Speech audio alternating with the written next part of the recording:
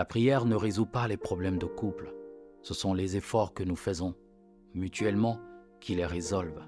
Vous avez des gens qui, lorsque rien ne va, vont faire des jeûnes, vont faire des veillées de prière, vont réciter plein de choses comme si c'était des formules magiques. Mais que faites-vous de votre responsabilité? Que faisons-nous de notre responsabilité? Et même si les choses changeaient, est-ce que nous avons compris le problème? Est-ce que nous avons compris la solution? N'attendons pas que Dieu vienne résoudre nos problèmes de couple. Avant de nous lancer dans une relation, essayons déjà de comprendre ce que c'est qu'une relation de couple.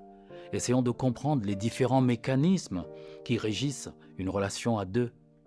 Essayons de comprendre, par exemple, comment gérer dans la chambre, comment être responsable, comment essayer d'aider même notre partenaire à ça. Il n'est pas tard.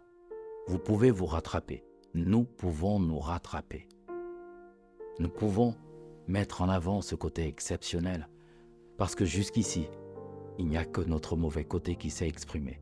Il est peut-être temps de laisser tout cet amour que nous avons au fond de nous, tout ce respect que nous voulons accorder à quelqu'un, toute cette compassion que nous avons, toute cette bienveillance, laissons-la s'exprimer.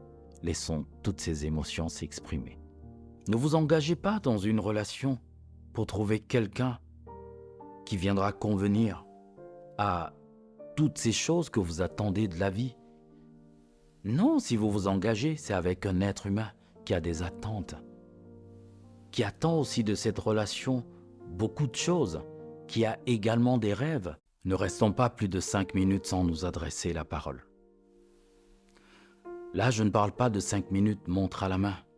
Je veux surtout dire que nous ne devons pas rester longtemps en froid. Parce que nous passons à côté de l'opportunité d'être heureux. La journée n'a que 24 heures, mais nous sommes ensemble combien de temps? En dehors de nous occuper, certainement, de notre boulot, peut-être des enfants, des tâches à la maison, il nous reste combien de temps, combien d'heures à passer ensemble chaque jour? Et qu'est-ce que nous faisons de ce temps? Généralement, les gens sont attachés parce qu'ils ont des souvenirs communs. Et la qualité d'une relation dépend aussi très souvent du nombre de souvenirs que l'on a. Si ces derniers, et surtout les plus récents, sont négatifs, on va avoir beaucoup plus de distance.